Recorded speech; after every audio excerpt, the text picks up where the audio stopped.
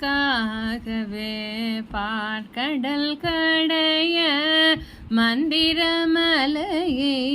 நடுவிலே நிறுத்தி மருந்துக்காகவே பாற்கடல் கடைய மந்திரமலையை நடுவிலே நிறுத்தி இருங்கடலுக்குள்ளே புதைந்து போகாமலே இருங்கடலுக்குள்ளே புதைந்து போகாமலே ஏந்தியருளிய கூர்மாவ தாரனே ஏந்தியருளிய கூர்மாவ தாரனே மாதவ உன்மகிமையே யானறிந்தேன் என்ன மாதவம் செய்தேனோ.